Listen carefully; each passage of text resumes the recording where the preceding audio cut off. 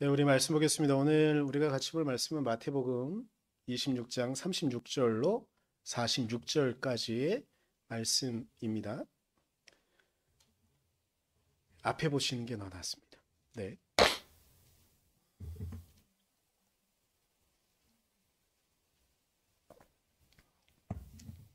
봉독해 드리겠습니다. 그때 예수께서 제자들과 함께 겟세마네라고 하는 곳에 가서 그들에게 말씀하셨다. 내가 저기 가서 기도하는 동안에 너희는 여기에 앉아 있어라.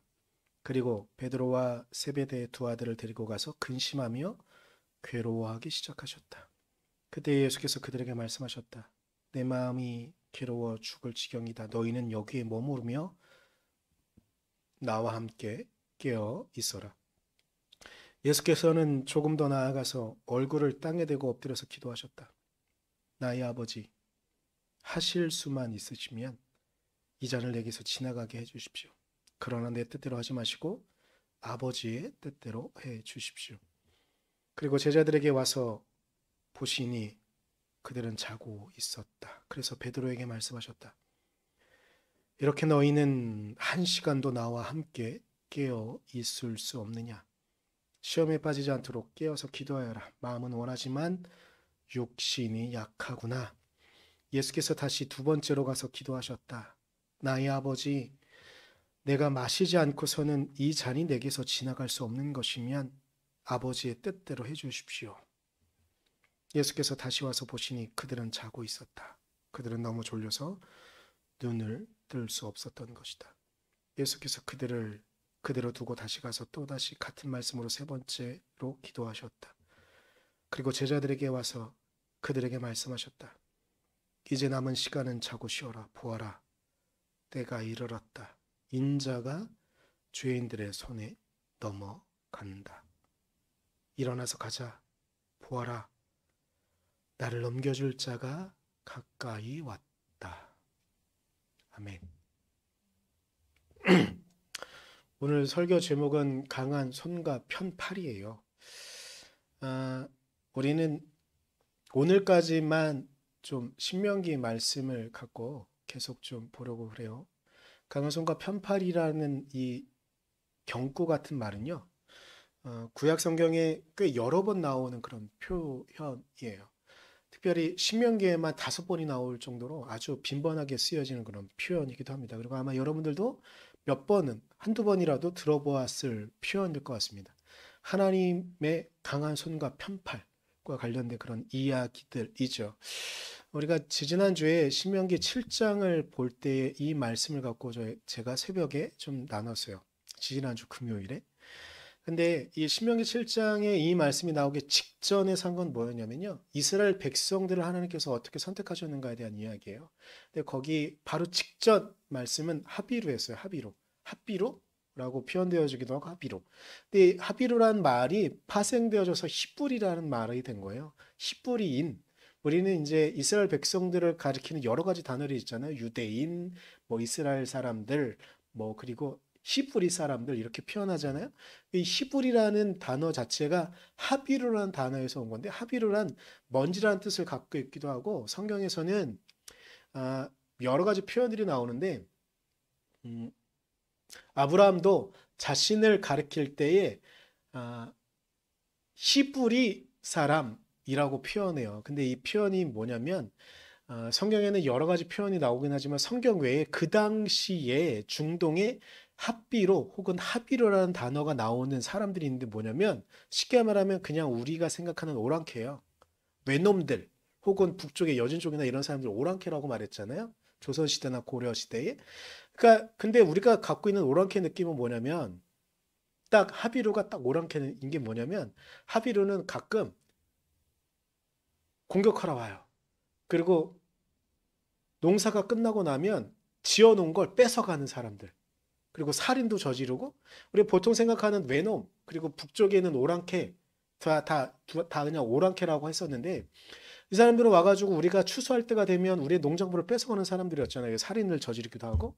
근데 딱 하비루라는 단어가 그 당시에 고대 중동에 있던 사람들에겐 그런 사람들이었거든요.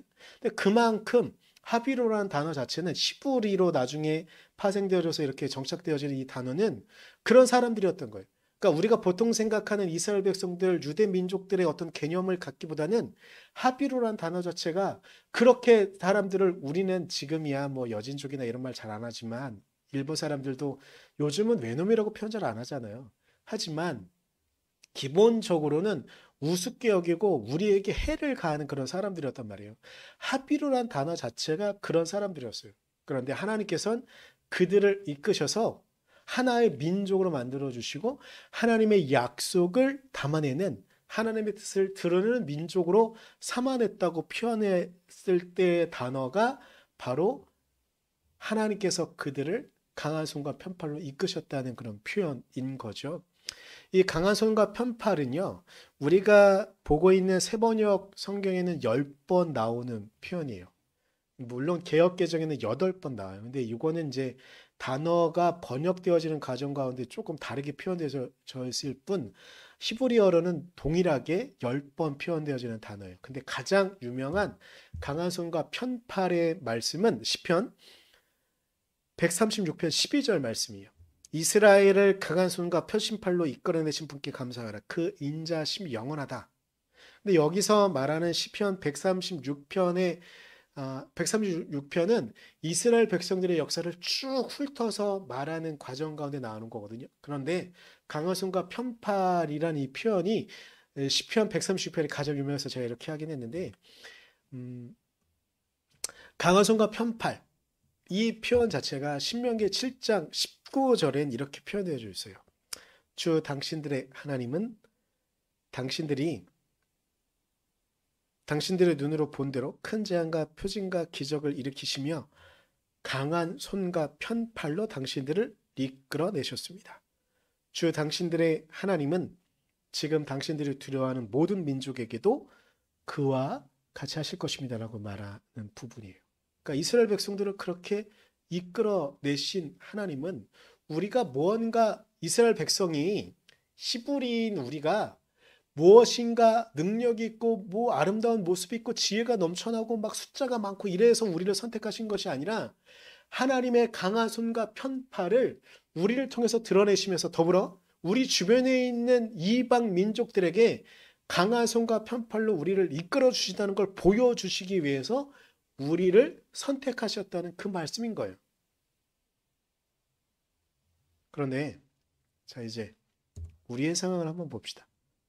하나님은 그렇게 이스라엘 백성들을 강한 손과 편팔로 이끌어내셨습니다. 우리가 믿는 하나님은 그 하나님이시죠. 그런데 여러분은 항상 하나님의 강한 손과 편팔을 목격하고 계십니까? 여러분의 지금 상황이 혹시 하나님의 강한 손과 편팔은 보이지 않는 상황입니까? 혹은 앞으로 우리가 살아가야 될 인생의 순간들이 있고 삶의 순간들이 있는데 그 순간들 가운데 하나님의 강한 손과 편팔은 보이지 않을 것 같은 순간들을 보내고 계십니까? 분명히 이스라엘 백성들을 이끄신 그 하나님은 이스라엘 백성들을 영원히 그렇게 이끌어 갈 것이라고 말씀하신 것 같은데 이스라엘 백성들의 역사를 한번 되돌아봅시다.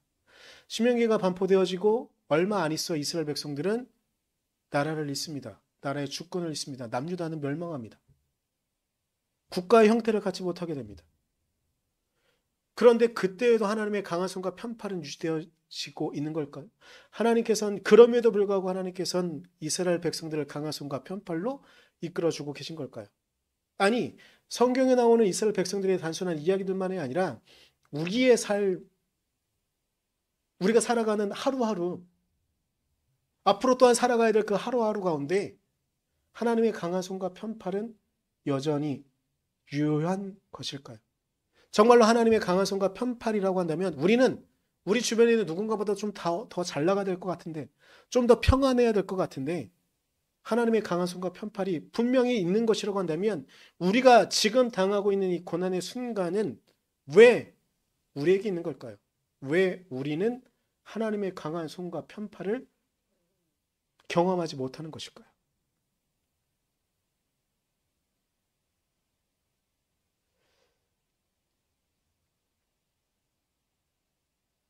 우리는 지난주에 3.1절을 아주 조용하게 좀 지낸 것 같습니다. 다른 해보다는 좀 조용하게 지낸 것 같은데요.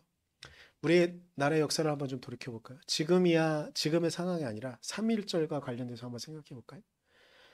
1910년에 우리나라의 주권이 말도 안 되게 어느 누구도 모르는 사이에 뺏겨버렸습니다. 그 조약이 어떻게 되는지도 모르고 일반 백성들은 어떻게 된 거야 하면서 주권이 빼앗겼습니다. 약 9년이 지난 다음에 민족의 지도자들이 우리도 알지 못하는 사이에 우리의 주권이 빼앗겼음을, 우리는 자주 독립국임을 선포하며 3.1절에 그렇게 모든 서울에서 시작된 그 3.1 만세운동이 조금씩 퍼지면서 천안으로, 그 남쪽으로, 북쪽으로 퍼지면서 모든 민족들이 정말 곧 해방을 볼 것처럼 3.1 만세운동이 거의 1년 가까이 유지되었습니다. 그런데 그렇게 열기를 갖고 곧 해방이 될 것처럼 우리를 억압하던 지주들과 일본 사람들을 몰아낸 것이 곧 성공할 것처럼 되어졌지만 3.1 만세운동은 결국은 그냥 만세운동으로만 끝났을 뿐 우리에게 주권을 당장 찾아주지 못했습니다. 1919년 이후로 26년이 지나서나 우리에게 해방이 왔습니다. 여러분, 한 26년의 기간 동안 우리 민족의 삶이 어땠는지 제가 말씀드리지 않아도 아마 잘 알 겁니다. 민족 대표라고 말했던 33인 중에 절반 이상이었던 기독교 대표들이 있었습니다. 목사님들, 지도자들. 그런데 그들 중에 대부분이 변절했습니다. 26년의 기간 동안요.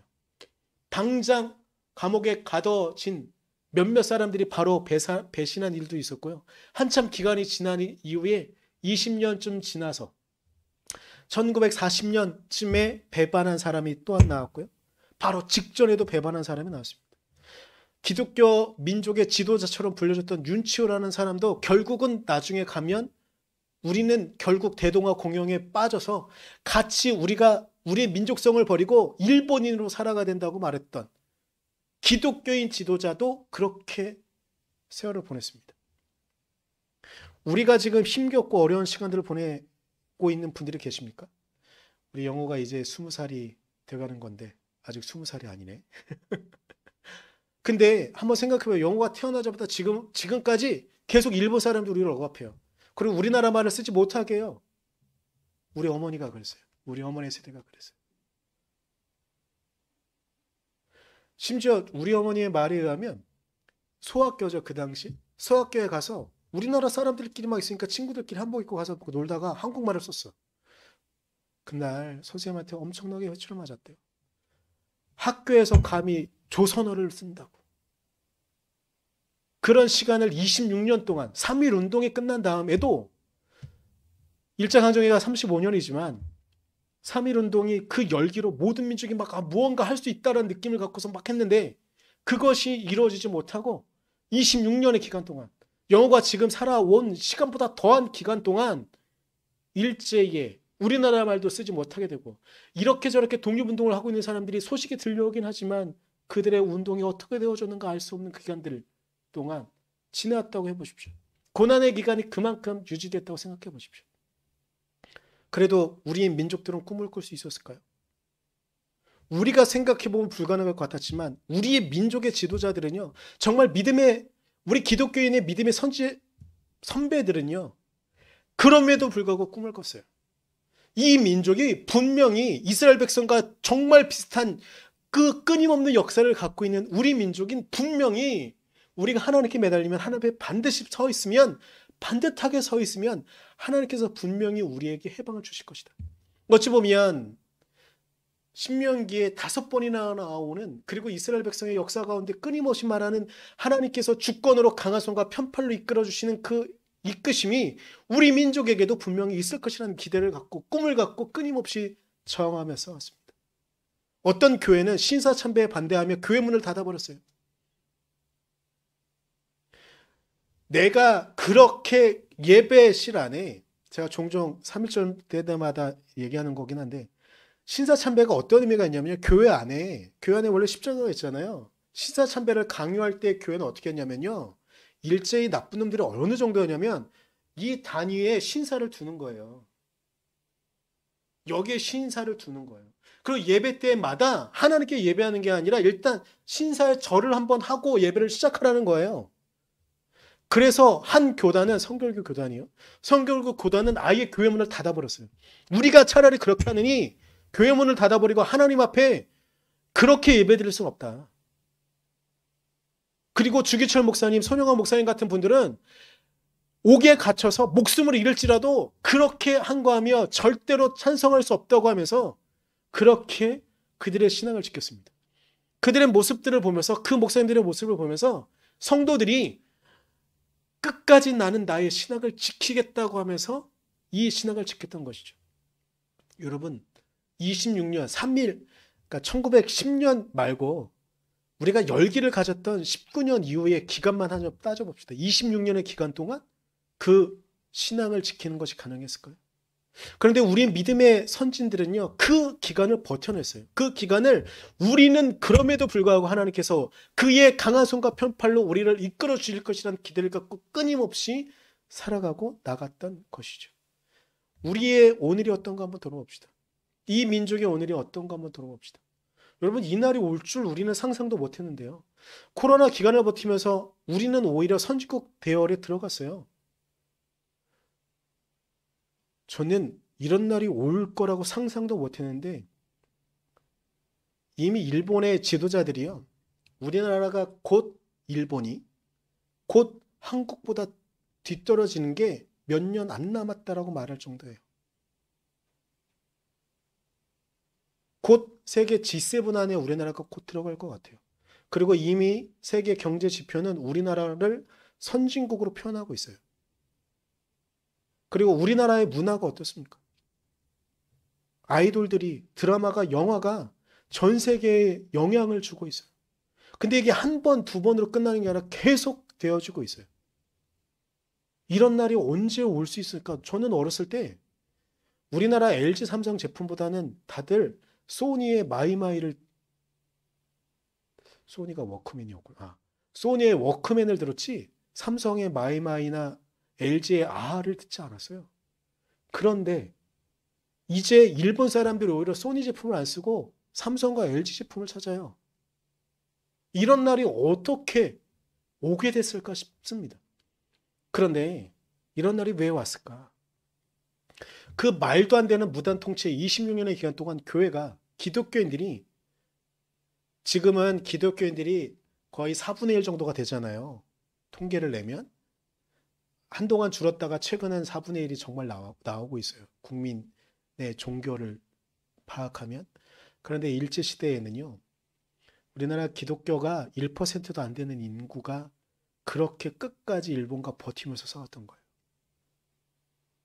그런 우리의 믿음의 선진들이요, 우리 믿음의 선배들이 그렇게 하나님의 강한 손과 편팔을 믿으며 살아왔던 것이죠. 오늘 본문에 제가 마태복음 26장 36절부터 46절까지의 말씀을 본문으로 삼은 이유는, 하나님께서 분명히 강한 손과 편팔로 이스라엘 백성들을 이끄셨는데, 이스라엘 백성들은 예수님이 오셨을 당시에 주권도 없고 나라도 없고 그들의 군인들도 가질 수 없었고 로마 군인들이 그들을 우리 일제강점기처럼 무당 통치하던 기간이었습니다. 그리고 그 당시에 예수 그리스도께서 이스라엘 백성들에게 오셨습니다. 이스라엘 백성들에게 예수님은 구원자 같았어요. 모세 같았어요.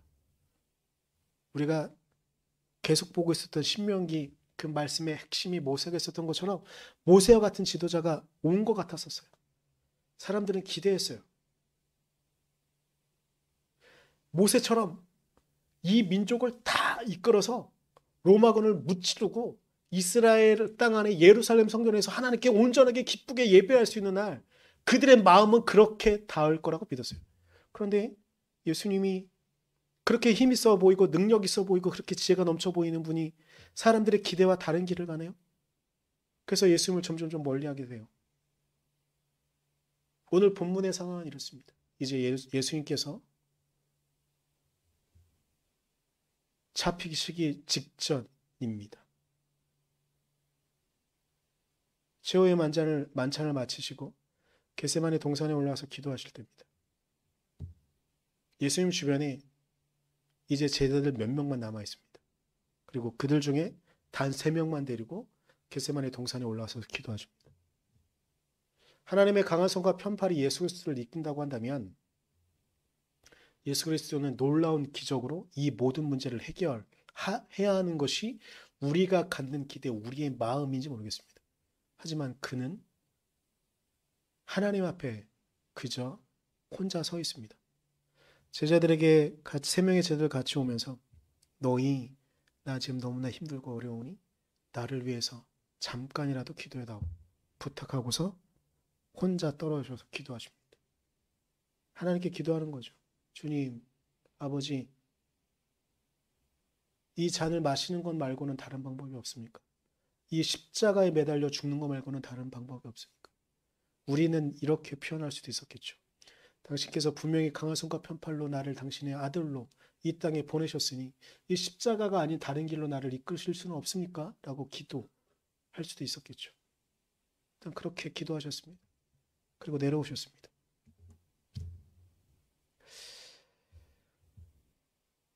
윤동주의 시가 있습니다. 십자가라는 시인데요. 저는 이 앞에 구절이 너무나 저의 마음을 힘들게 하고 어렵게 합니다. 윤동주는 젊은 나이에 이렇게 시를 씁니다. 괴로웠던 사나이의 행복한 예수 그리스도에게처럼 십자가가 허락된다면 이라고 기도하는데 이 이유는 윤동주는 너무나 많이 괴로웠어요. 우리가 좀 전에 3.1절 얘기를 했지만 3.1절이 지나고 민족의 지도자들은 어떻게든지 운동을 해보려고 노력은 하지만 독립은 오지 않고 해방은 오지 않습니다. 윤동주는 자기가 알고 있는 지식은 있고 사람들이 일본어로 번역되어졌던 한글로 썼던 시들이 사람들에게 인기를 조금씩 얻고 있긴 하지만 이 청년 윤동주는 이렇게 그냥 있는 것이 온전한 것인가? 어찌 보면 우리가 겪고 있는 고난의 순간들을 윤동주도 그렇게 보낸지 모르겠습니다. 그래서 그는 십자가에 달려 죽음을 맞이해야 됐던 예수가 부러웠던 거죠. 그래서 그를 행복한 예수 그리스도라고 표현하긴 하지만 예수 그리스도가 정말로 행복했을까요? 윤동주의 마음은 예수가 차라리 더 행복해 보였던 것이죠. 저의 개인적인 경험이 하나 좀 있습니다. 제가 학부 2학년 때 서평을 하나 써서 내야 됐던 게 있었어요. 파넨베르크라는 독일의 신학자의 번역된 글들을 그의 논고나 이런 것들을 보고 하는 거였어요. 마침 이 리포트 제출 기간이 부활절 지나고였거든요. 아주 학기초. 그러니까 지금이 원래 학기초잖아요. 부활절이고 막 하니까. 열심히 읽고 있다가 저는 부활절 딱 그날 하나 내용을 보게 되는데 너무나 좋고 감사했어요. 물론 번역은 너무 엉망이어서 한 문장에 막 주어가 2개 들어가고 막 이렇게 번역은 엉망이긴 했지만 내용이 무슨 내용이었냐면 예수 그리스도께서는 자신의 아버지의 뜻에 철저하게 순종하시는 거예요. 그런데 철저하게 순종해서 십자가에 달려 죽기까지 하시죠. 그런데 그렇게 철저히 순종하시는 자신의 아들의 모습을 보면서 이제 되었다. 아버지 하나님께서 예수 그리스도를 부활에 이르도록 부활시키신 장면. 철저한 순종과 그 순종을 보며 하나님 앞에 하나님께서 당신의 아들을 부활시키시는 장면. 어찌 보면 죽음에 이르는 순종. 하나님께서 강한 손과 편팔로 분명히 당신을 이끄실 것이라는 기대 속에 예수 그리스도는 십자가에 달려 돌아가실 수 있었을지도 모르겠습니다.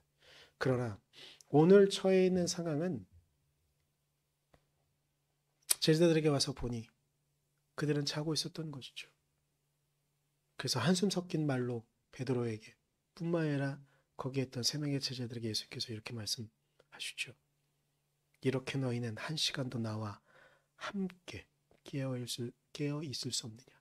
나와 함께 나의 마음을 알아주고 나와 같이 눈물을 흘리며 기도할 수 없느냐 라고 하신 것이겠죠.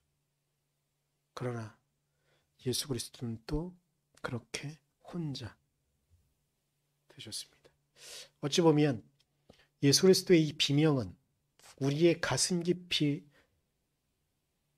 담겨져 있는, 우리가 차마 입 밖으로 내지 못하는 우리의 울분, 우리의 아픔, 우리의 슬픔을 예수 그리스도께서 대신, 왜 나만 혼자 이렇게 고통스럽고 나만 혼자 이렇게 아파해야 하는가?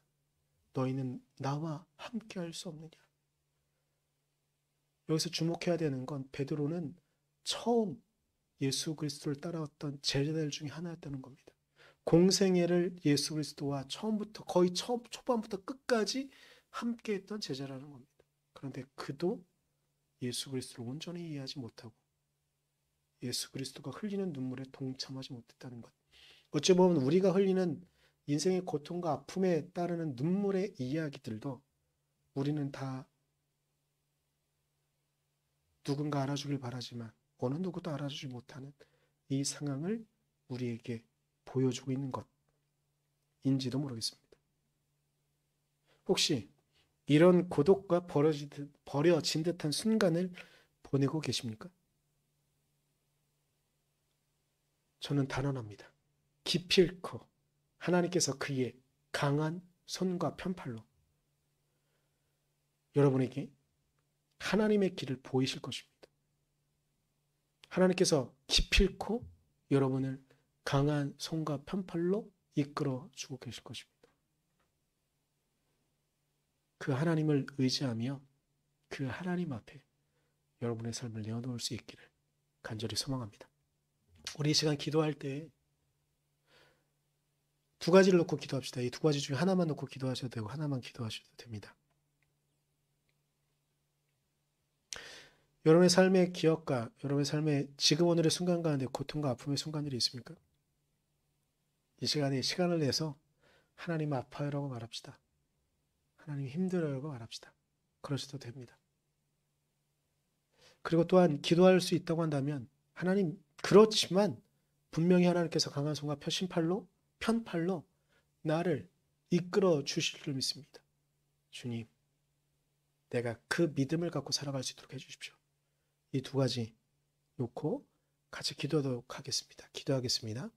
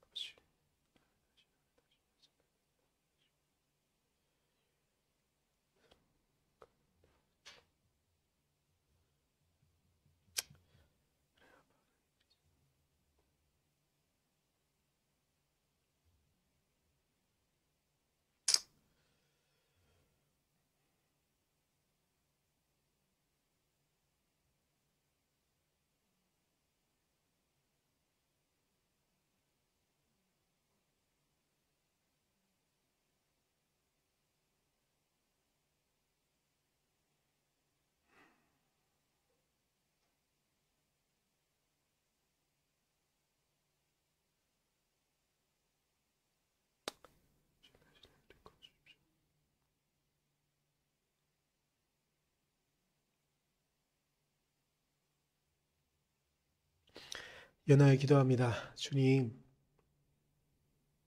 이 땅을 살아가는 우리 귀한 성도들의 삶이 있습니다.